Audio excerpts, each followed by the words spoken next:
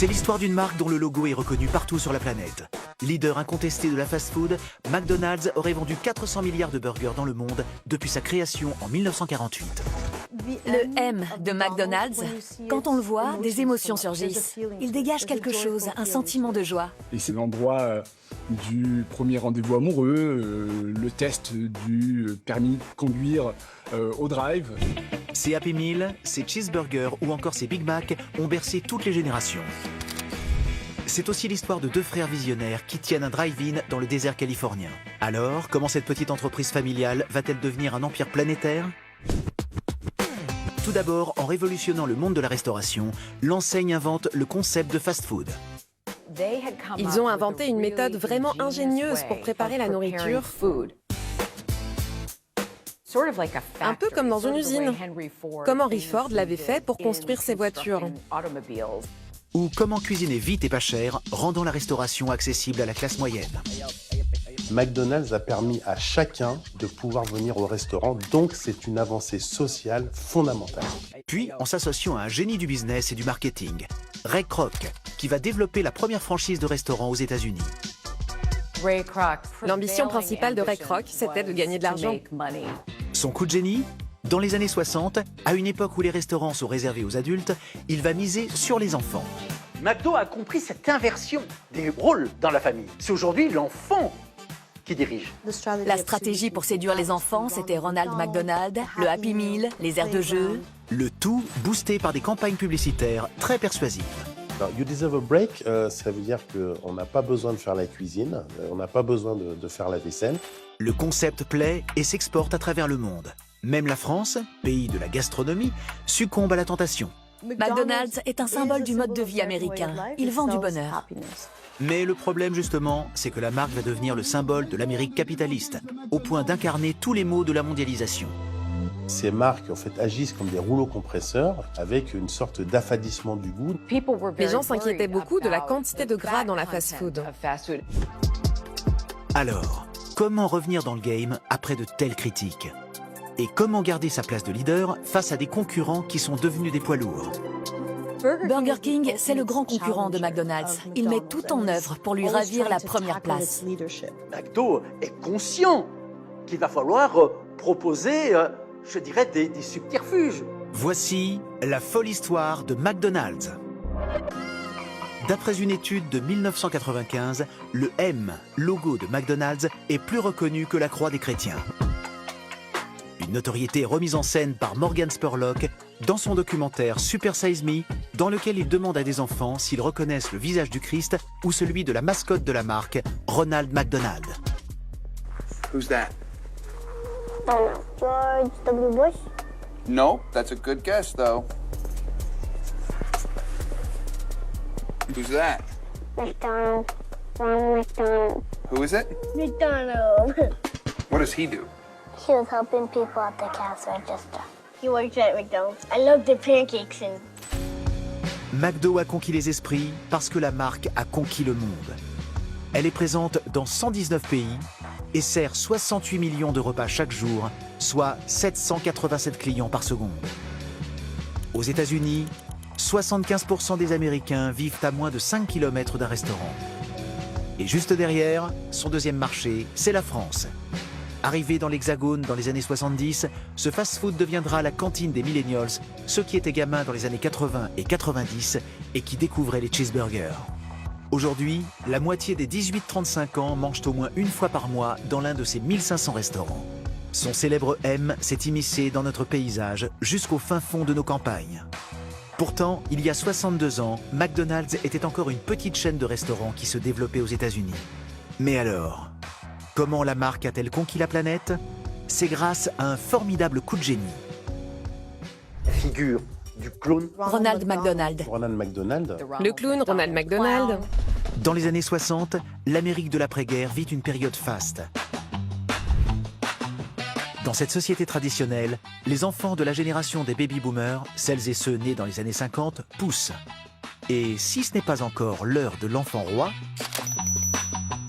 À cette époque, on a des études sociologiques qui montrent que les enfants sont prescripteurs à plus de 70% en matière de sortie au restaurant. Le coup de génie de McDo, c'est d'avoir osé faire ce que tout le monde savait. Les enfants mangent ce qu'ils veulent, mais même les parents mangent ce que les enfants décident.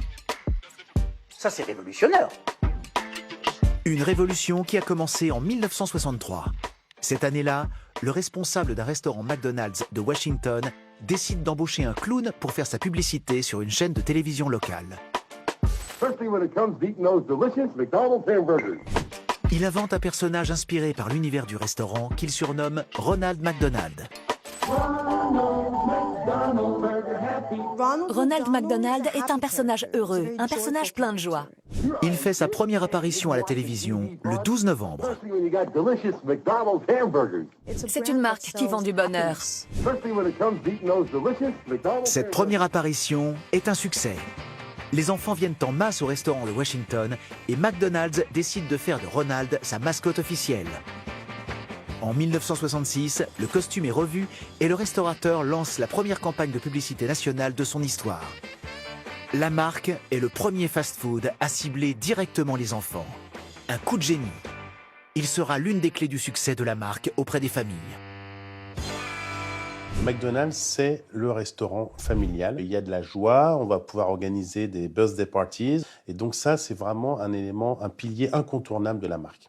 Il y a plusieurs valeurs très centrales chez McDonald's.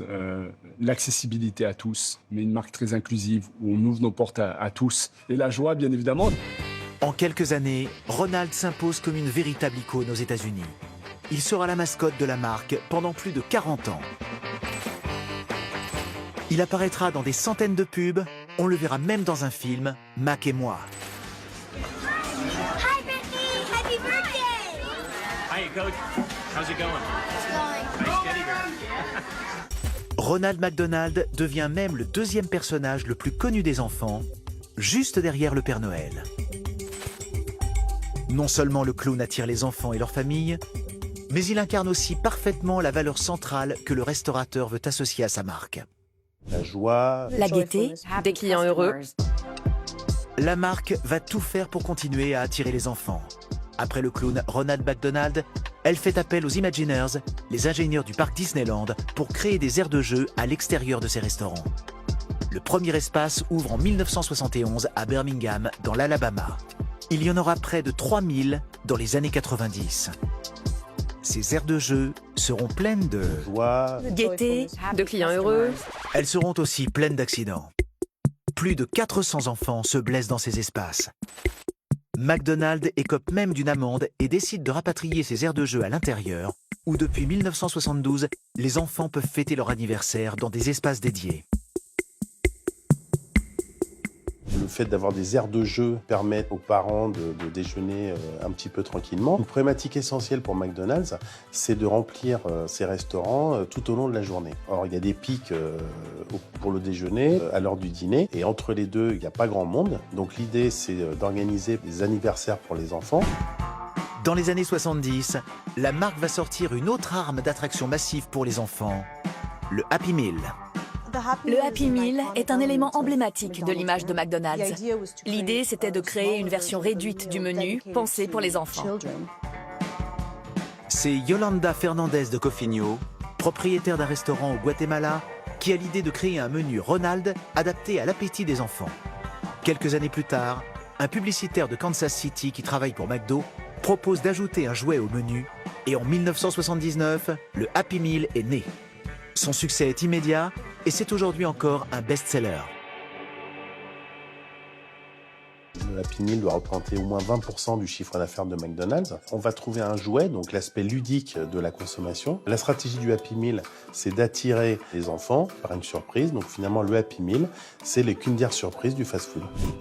Au-delà des menus avec des jouets, des mascottes ou des aires de jeu, voici ce que les enfants aiment dans ce que propose ce restaurant.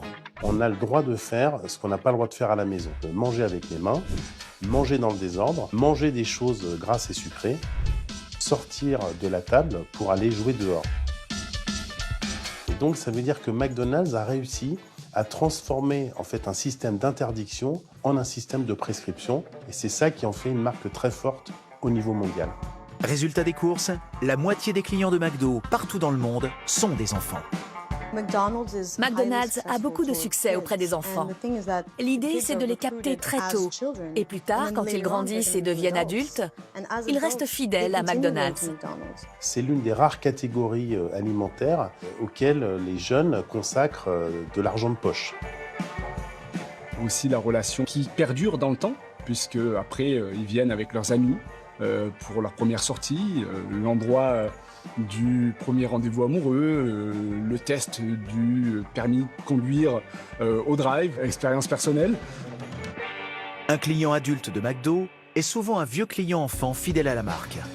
Alors pour cultiver ce lien, le fast-food a décidé de lancer une nouvelle formule pour séduire ses vieux fans. Depuis cette année, existe aussi un menu avec des jouets pour adultes.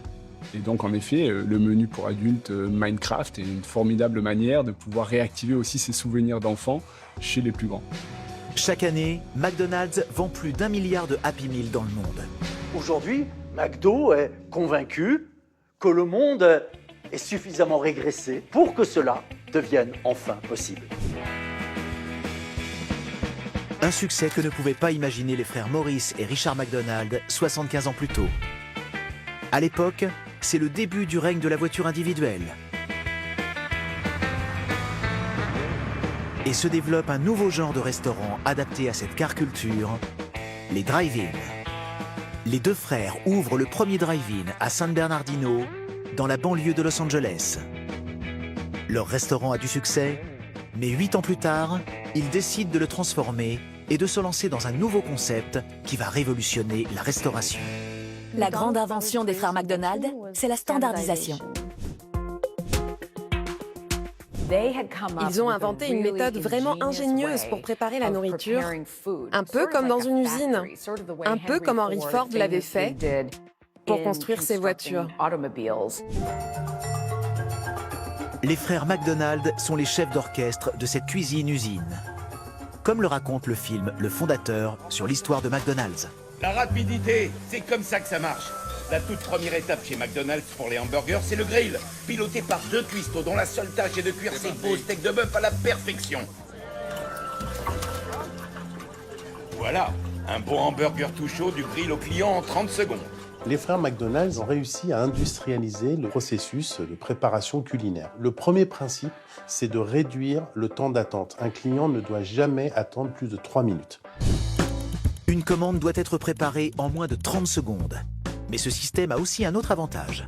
Finalement, les employés ne sont que des automates qui doivent accomplir des tâches selon un protocole extrêmement précis, ce qui veut dire qu'on n'a pas besoin d'avoir une quelconque expertise culinaire pour travailler chez McDonald's. On peut donc employer n'importe qui, donc on peut faire baisser les salaires. Chaque steak haché pèse environ 45 grammes avec un diamètre de 10 cm. Les plaques de cuisson sont réglées pour atteindre une cuisson à cœur à 69 degrés Celsius. Le temps de cuisson est de 40 secondes par côté. Pour les frites, c'est 70 grammes par portion. Les pommes de terre sont coupées en bâtonnets de 0,6 cm. En appliquant ces règles, les frères McDonald arrivent à proposer des prix défiant toute concurrence. Un hamburger coûte 15 cents, l'équivalent de 2 $ d'aujourd'hui, et son menu avec un hamburger, des frites et un soda est à 35 cents, soit moins de 5 $ en 2025. Avec cette offre de restauration peu chère servie rapidement, les frères McDonald viennent tout simplement d'inventer le fast-food. Ils vont révolutionner le marché de la restauration et bouleverser la vie de millions de personnes. La plupart des gens n'allaient pas au restaurant, c'était un luxe. En créant le fast-food à un prix abordable, McDonald's a permis à chacun de pouvoir venir au restaurant. Donc, c'est une avancée sociale fondamentale. Ça a été la première enseigne à proposer un burger à 1 $. Et on trouve toujours un menu à 4 ou 5 $, c'est-à-dire qu'on peut toujours se restaurer chez McDonald's. Ils nomment ce nouveau protocole de préparation le Speedy Service System. Bilan de la première année, un restaurant, 1 million de hamburgers vendus, chiffre d'affaires 350 000 $, bénéfice 100 000 $, soit une marge nette de plus de 28%, 3 fois supérieure à celle d'un restaurant traditionnel. C'est exceptionnel.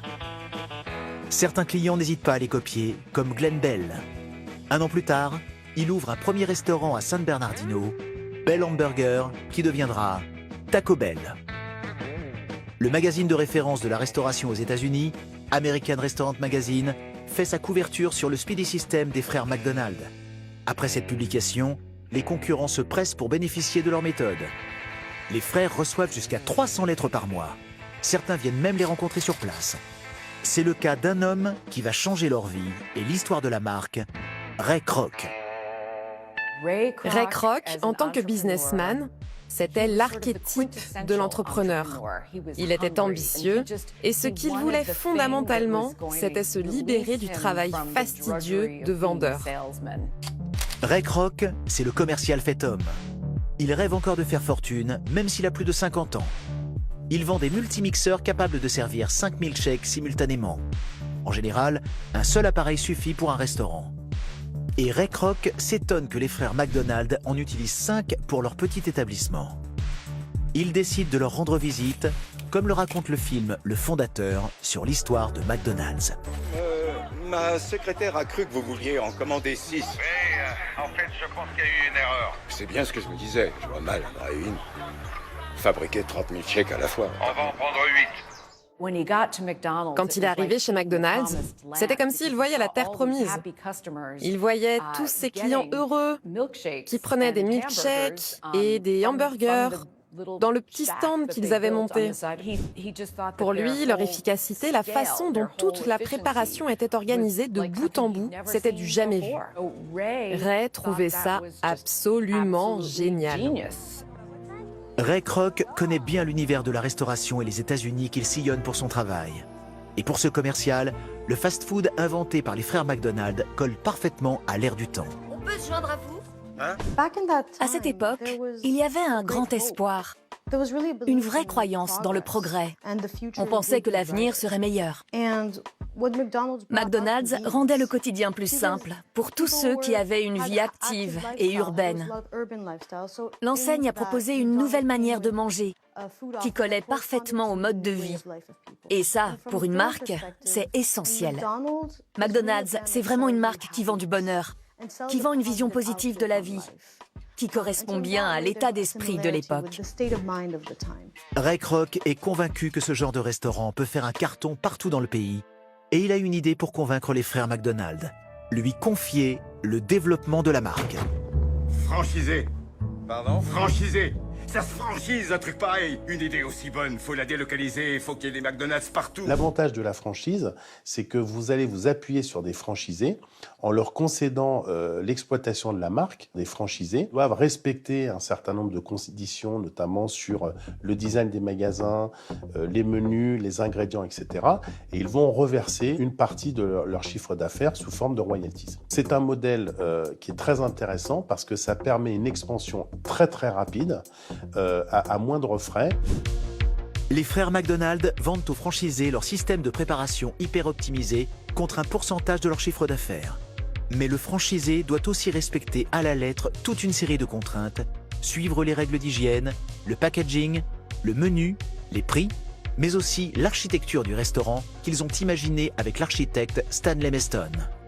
Chaque établissement doit être flanqué de 2 arches paraboliques jaunes de 25 pieds de hauteur, soit plus de 7 mètres. Les murs avant et latéraux sont de grandes baies vitrées inclinées permettant aux clients de voir à l'intérieur du restaurant. Si les travaux, l'équipement sont à la charge du franchisé, il n'a aucun choix dans l'aménagement du restaurant. On ne laisse aucune marge de manœuvre aux franchisés. Ça permet de déployer la marque avec des identifiants qui soient immédiatement reconnaissables à tous les coins du pays. Ray Kroc décide de prendre le développement de la chaîne en main et ouvre son restaurant modèle à Day Plain chez lui, dans la banlieue de Chicago. Les franchises se vendent bien, mais ça ne va pas être aussi simple que prévu. Il faut être capable de contrôler la qualité de chacun des points de vente. Mais certains vont s'écarter du plan. Ils ajoutent de nouveaux éléments au menu. Ils servaient des burgers, de la bière ou des oignons frits. Et bien sûr, il était difficile de contrôler à distance la propreté et les normes sur lesquelles les frères McDonald avaient bâti leur modèle. Ça, c'était un énorme défi pour Ray, d'autant plus qu'il était complètement maniaque. Ray Kroc, avec son directeur financier Harry Sonborn, vont avoir une idée de génie qui va tout changer. acheter les terrains sur lesquels les franchisés vont construire leurs restaurants. Et donc, l'idée, en fait, qu'a développé McDonald's, c'est de devenir propriétaire des terrains sur lesquels étaient implantés les restaurants, ce qui permettait de contrôler les franchisés et d'apporter des revenus beaucoup plus significatifs à l'entreprise. Non seulement ça permet d'avoir un levier de pression supplémentaire pour cadrer les franchisés, mais ça va être aussi une source de revenus supplémentaires. Ça a complètement changé la donne. D'ailleurs, Ray disait souvent qu'il n'était pas dans le business du hamburger, mais dans celui de l'immobilier. Parce que si on n'a pas le bon emplacement, c'est impossible de vendre des hamburgers, même si ce sont les meilleurs. Grâce à ce système, Ray Kroc reprend la main et il va pousser un peu plus loin la standardisation de son modèle. Les franchisés sont désormais obligés de suivre à la lettre une liste de règles réunies dans un document appelé la Bible. Un vocabulaire digne d'une religion. Et ce n'est pas qu'une façon de parler. Dans les années 90, je travaillais parallèlement sur McDonald's et sur les grandes sectes. Et j'ai eu beaucoup plus de difficultés à obtenir cette fameuse Bible de McDo qu'à découvrir les secrets, par exemple, de la scientologie. Dans ces documents, on va vous expliquer comment nettoyer une spatule. C'est la vie mode d'emploi. Mais c'est ça qui est inquiétant. Hamburger University with Ronald McDonald. Good morning, class. Good morning, Ronald. Today's subject? En 1961, Ray Kroc crée la Hamburger University, une école dans laquelle tous les franchisés du monde entier doivent passer pour apprendre les règles et s'imprégner de la culture maison. McDo fantasme sur la perfection de son modèle de qualité, de sécurité, de propreté. C'est un peu l'équivalent de liberté, égalité, fraternité pour notre République. La Hamburger University, c'est un centre de formation et d'apprentissage à l'échelle de l'entreprise Monde qui se trouve à Chicago et qui permet de former l'ensemble des employés sur toutes les thématiques qui peuvent concerner le restaurant. Et c'est un formidable vivier de talents pour découvrir et créer des contacts avec d'autres cadres à travers le monde, d'autres marchés. Donc ça crée des liens très forts au niveau de l'entreprise. Question lien dans l'entreprise, en 1961, un événement va marquer l'histoire du restaurateur. La séparation entre Ray Kroc et les frères McDonald. Les frères ne voulaient plus rien avoir à faire avec lui. Et lui non plus ne voulait plus rien avoir à faire avec eux. Alors, il leur a demandé quel était leur prix pour disparaître. Et ils ont été assez malins en donnant un montant qui couvrirait aussi les impôts générés par ce revenu, 2,7 millions de dollars. Les frères obtiennent 1 million de dollars chacun net d'impôts. Une somme énorme pour l'époque, l'équivalent de 10 millions de dollars d'aujourd'hui. Ils ont voulu garder leur restaurant à San Bernardino. Ray Kroc est furieux. Il les oblige à changer le nom qu'ils lui ont vendu. Et quelques années plus tard, il installe un franchisé en phase 2 qui les pousse à la faillite. Ray n'était pas un type sympa et il n'était certainement pas le premier businessman impitoyable. Mais pour les frères McDonald, ça a été un sacré coup dur, juste parce qu'ils ne supportaient pas l'idée de les voir réussir. Exit les frères McDonald. Ray Kroc est dur, mais il sait aussi lâcher du lest quand il le faut et laisser un peu plus de liberté à ses franchisés. McDonald's comprend dès les années 60 les dangers de l'hyperstandardisation. L'entreprise comprend qu'il faut donner plus de choix et qu'il faut montrer la possibilité d'une variation à la fois dans les restaurants et dans les menus. Tout commence en 1962 à Cincinnati, une région dans laquelle vivent beaucoup de catholiques aux États-Unis. Le franchisé local Lou Green constate une chute importante de ses ventes le vendredi, jour où les catholiques sont invités à éviter de consommer de la viande. À cette époque, il n'y a pas d'alternative sans viande dans le menu. Il crée un burger à base de poisson, le filet au fish, qui fait un carton dans son restaurant et gagne le menu de tous les McDonald's. En 1967, en Pennsylvanie, les clients de Big Jim Deligatti, les ouvriers des aciéries voisines, veulent des hamburgers plus costauds et demandent d'ajouter un plat à son menu. Big Jim a l'idée d'un hamburger à 2 étages avec une sauce spéciale maison. Le Big Mac est né. Alors que son restaurant avait le plus faible volume de vente de toutes les grandes villes, après l'introduction de son Big Mac, il passe devant tous les franchisés du pays. Avec ce succès, le Big Mac fait son apparition dans tous les restaurants McDonald's. En En 1971, le franchisé Albert Nardin de Fremont, Californie, trouve qu'il manque un produit pour ceux qui aiment la viande. Il crée un hamburger avec un steak d'un quarter pound, l'équivalent de 113 grammes de viande de bœuf, 2,5 fois de plus que dans un hamburger classique. Il l'appelle tout simplement le Quarter Pounder. Il connaît un succès immédiat et passe au menu de tous les autres restaurants. Il sera appelé Royal Cheese en France. Sans doute une histoire de système métrique, comme le suppose John Travolta dans Pulp Fiction. Ça n'a pas de sens, Quarter Pounder, avec leur système métrique. Mais alors quoi? Ils disent Royal Cheese. Ah ouais, Royal Cheese. Eh ouais. Et un Big Mac? Un Big Mac, c'est un Big Mac, mais ils disent le Big Mac. Le Big Mac.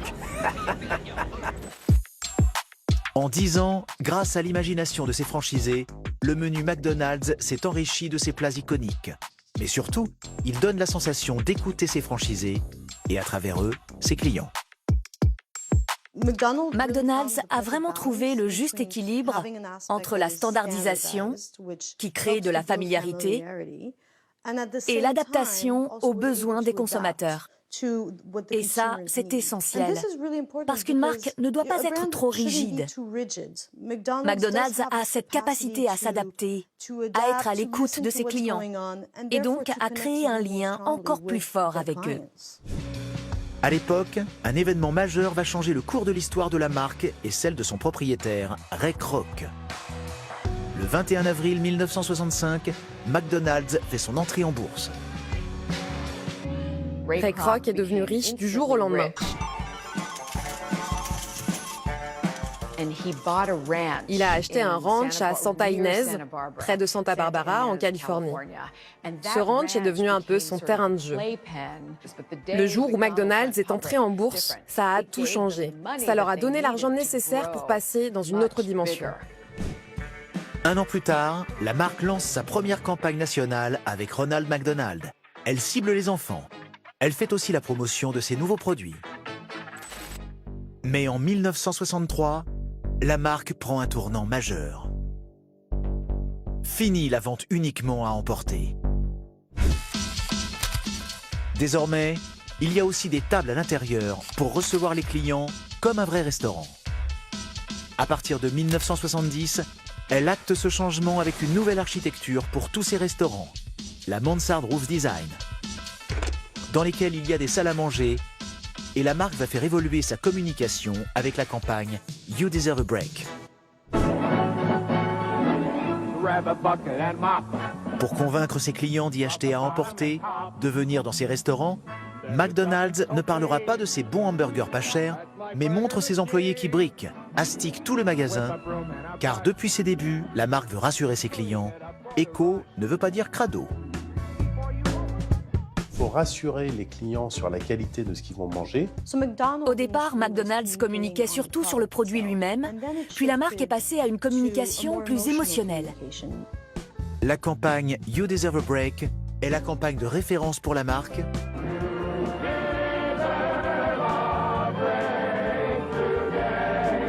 Qu'elle va faire évoluer pendant près de 30 ans.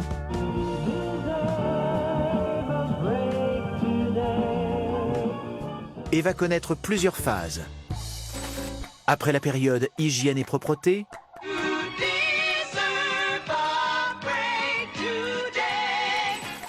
elle va jouer sur une autre corde, sensible cette fois, créer de l'émotion, du lien entre la marque et ses clients. C'est un vrai coup de génie.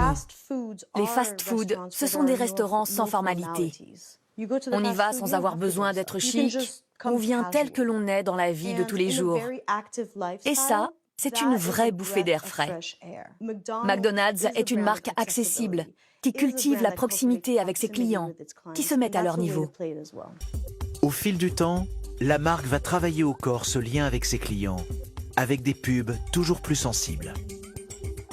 Cette publicité, c'est clairement du marketing émotionnel. C'est ce que McDonald's sait vraiment bien faire. Et c'est ce qui lui a permis de se démarquer de tous les autres fast-foods à l'époque.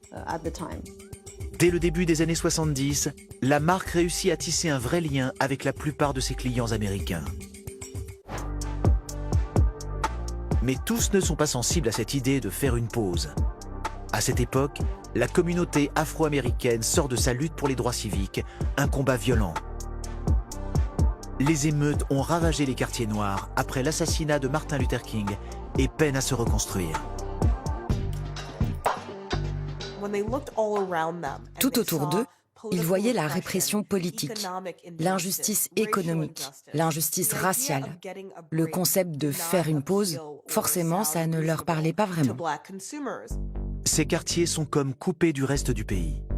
Aucune grande compagnie ne s'y est implantée et McDonald's va être la première à tenter l'aventure.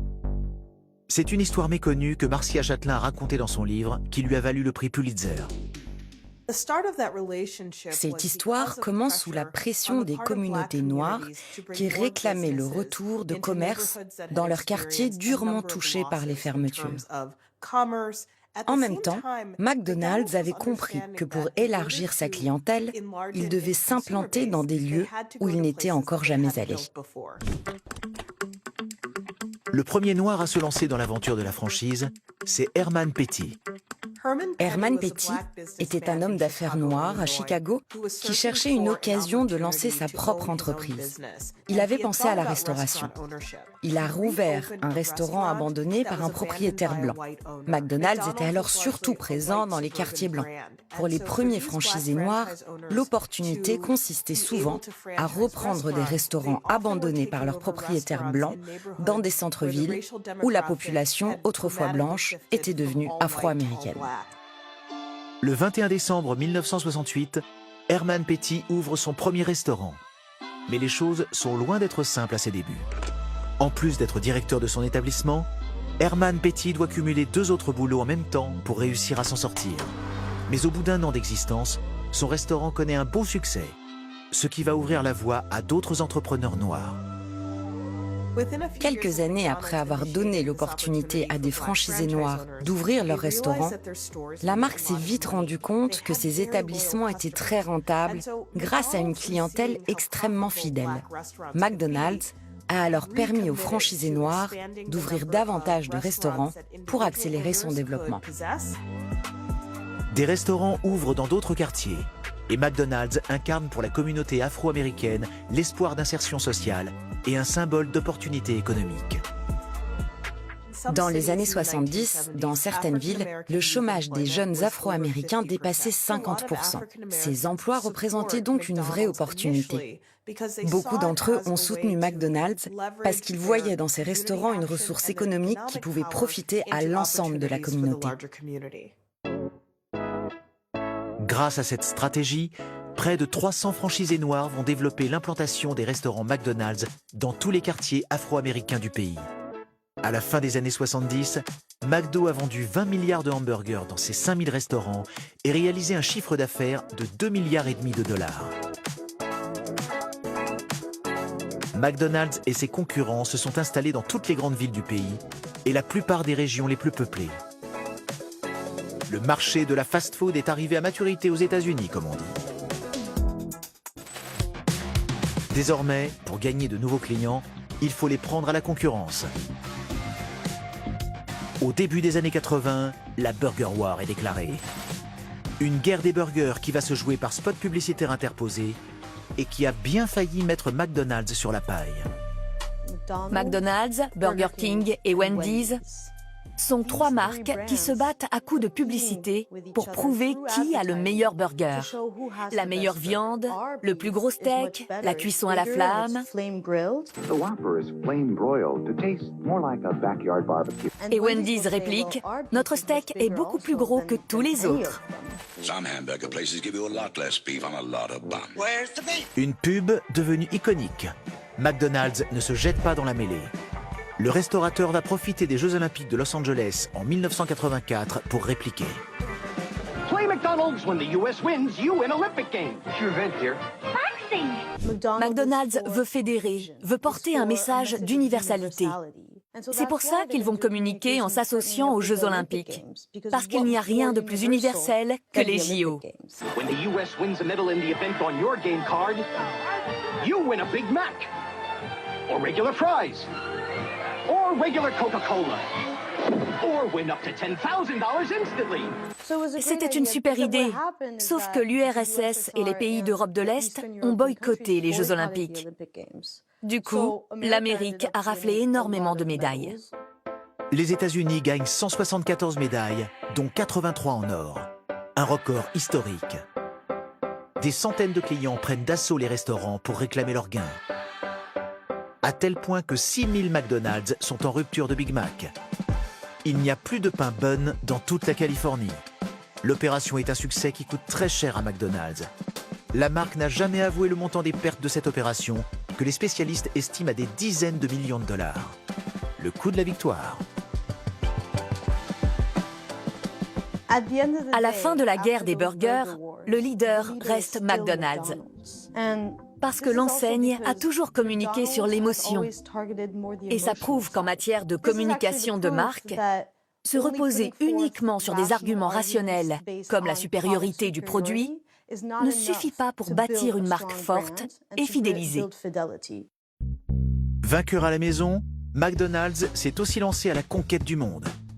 Un mouvement qui a commencé dès la fin des années 60 dans les pays voisins. Le Canada en 1967 et Porto Rico en 1968. Le Japon suit en 1971, un pays avec une culture très forte, et pour être accepté, McDonald's doit faire un effort d'adaptation. Si vous voulez être proche des gens, vous devez vous adapter à leur manière de vivre. Pour ses clients japonais, McDonald's développe un burger aux crevettes panées ou au porc sauce teriyaki. C'est le seul pays pour lequel McDonald's fait un effort d'adaptation. Car au début des années 70, le restaurateur américain surfe surtout sur la bonne image des États-Unis qui fait rêver les jeunes gens du monde entier. Il me semble que McDonald's fait partie, avec une marque comme Coca-Cola, des symboles de la culture de consommation américaine, c'est-à-dire une société d'abondance, de modernité, de rapidité, de progrès.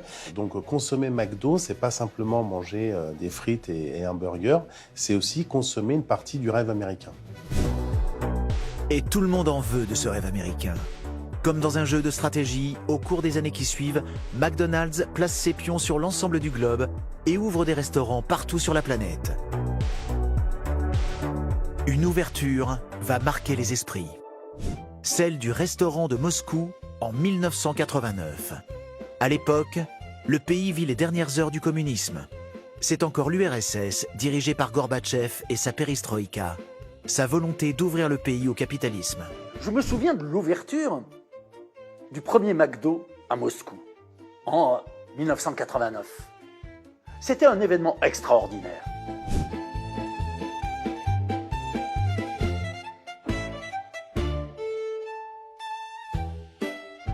Je dirais le Russe moyen, ce qu'il mange, c'est de la liberté. McDo, c'est avant tout la domination planétaire par les ventes. McDo devient le symbole du capitalisme américain triomphant. Le monde entier succombe aux restaurateurs, même la France, le pays de la gastronomie. Cependant, la marque va être chahutée dans le pays. Et ça commence dès le début. Car contrairement à l'histoire officielle vendue par McDonald's encore aujourd'hui, le premier restaurant n'a pas été ouvert en 1979 à Strasbourg. Ray Kroc, qui a combattu en France pendant la Première Guerre mondiale, ne croit pas que son concept puisse fonctionner au pays des bistrots et des sandwichs.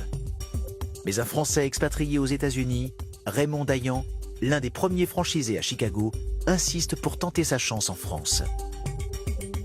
McDo concède d'abord toute la région parisienne, une bonne partie de la Normandie, et M. Dayan a le monopole de McDo dans ce qui est le plus important pour la France, c'est-à-dire la région parisienne. Raymond Dayan a négocié de reverser une commission de 2% sur le chiffre d'affaires de ses futurs restaurants, alors qu'en général, c'est entre 15 et 20%. Contre toute attente, au bout de 3 ans, les restaurants cartonnent en France. McDonald's va tout faire pour récupérer les franchises. Dayan multiplie les établissements jusqu'au jour où il viole l'interdit majeur. Faire reposer tout le travail de la cuisine sur l'œil de l'équipier, sur l'œil du cuisinier, pour décider si la viande est assez cuite. Car il fait confiance à l'imperfection humaine plutôt qu'à la perfection technique. McDonald's porte plainte aux États-Unis, obtient gain de cause, récupère les licences accordées à Dayan et ouvre le restaurant de Strasbourg en 1979. C'est toujours la date officielle de l'arrivée du restaurateur en France. Et l'histoire de la marque n'est pas au bout de ses peines avec les irréductibles Gaulois. Au début des années 90, la chaîne a franchi les 100 milliards de hamburgers dans ses 11 000 restaurants qui génèrent 10 milliards de chiffres d'affaires chaque année. La marque est au top, mais elle va connaître une fin de décennie très difficile. Depuis la fin des années 80, la France et les États-Unis sont en pleine guerre économique. La France refuse le bœuf aux hormones et les produits OGM américains. En rétorsion, ces derniers ont décidé d'appliquer des droits de douane prohibitifs sur des produits français symboliques. Le champagne, le foie gras et le roquefort. Les éleveurs de lait pour faire le roquefort sont des victimes collatérales de cette guerre. Et parmi eux, un inconnu encore, José Bové. S'invente la critique, qui n'existe pas encore, de façon assumée, de ce qu'on appelle la globalisation. Le 12 août 1999, José Bové et les éleveurs de la Confédération paysanne décident de se rendre sur le chantier du restaurant du McDonald's à Millau et le saccagent sous les objectifs des caméras. C'est parce que McDo est le symbole de ces multinationales. José Bové et les 5 agriculteurs sont arrêtés et mis en prison. Ils deviennent instantanément des héros en lutte contre la globalisation. En se développant partout dans le monde, McDonald's est devenu une entreprise globale, une multinationale de la fast-food, et à la fin des années 90, la mondialisation fait peur. On pense que ces marques en fait, agissent comme des rouleaux compresseurs. La peur à l'époque, c'est de se dire on va perdre notre spécificité locale, régionale ou nationale. Un hamburger, c'est du pain qui n'est plus vraiment un pain au sens traditionnel. De la viande, c'est une viande hachée, trop cuite par rapport aux standards culinaires. C'est une salade ou un fromage réduit simplement à sa fonction décorative. Chacun va pouvoir apporter son propre supplément d'âme. Au même moment, on va voir apparaître en Italie, par exemple, l'avènement du mouvement slow food. Donc on voit bien que deux modes de vie vont s'affronter. Donc c'est la remise en cause totale du modèle culturel américain et du modèle industriel aussi. Au-delà de la demande de libération de José Bové, c'est une certaine conception de l'agriculture. José Bové et les révoltés anti-McDo deviennent des martyrs. Et McDonald's, le symbole des entreprises mondialisées à abattre. Chaque jour, des manifestations ont lieu devant des restaurants.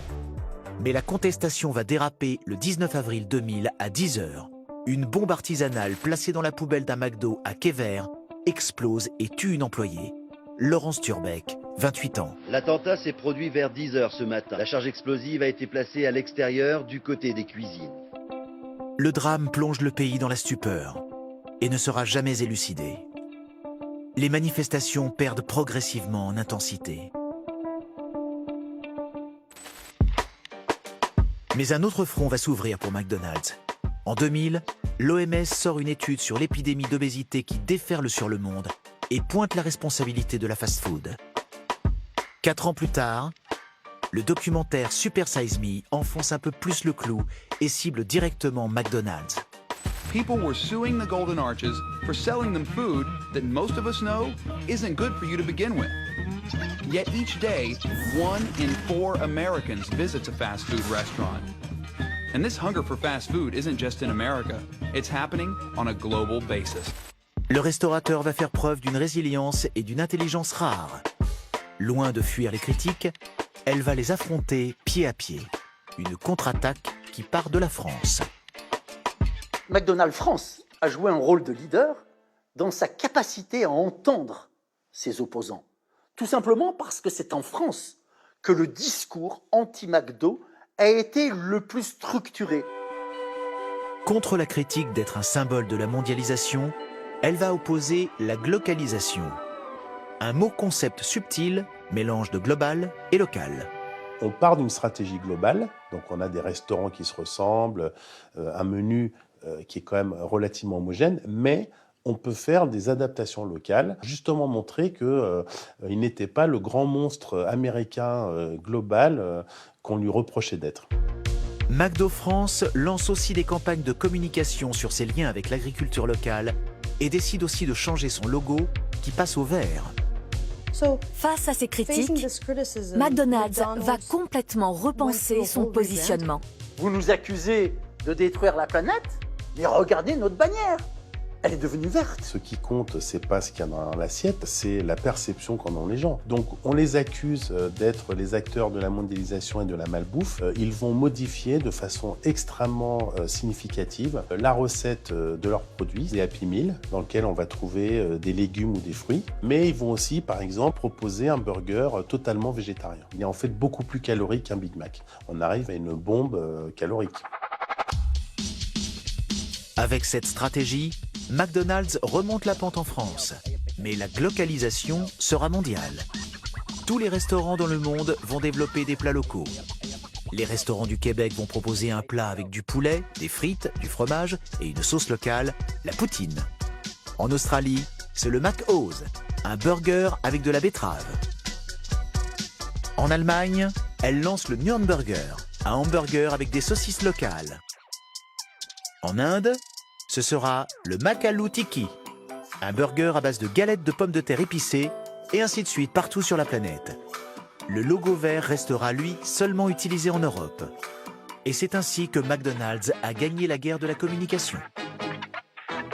McDo est sortie gagnante du combat entre, je dirais, les partisans de la globalisation et les anti-mondialistes. Nous n'avons pas été à la hauteur du combat que menait McDonald's.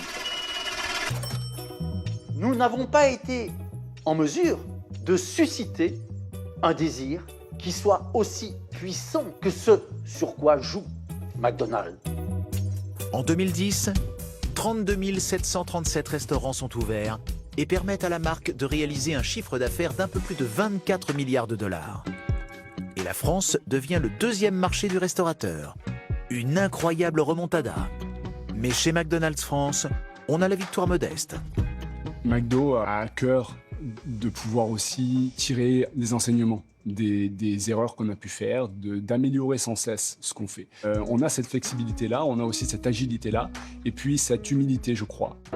Pour rester au contact de la culture des jeunes, la marque va aussi se lancer dans des collabs.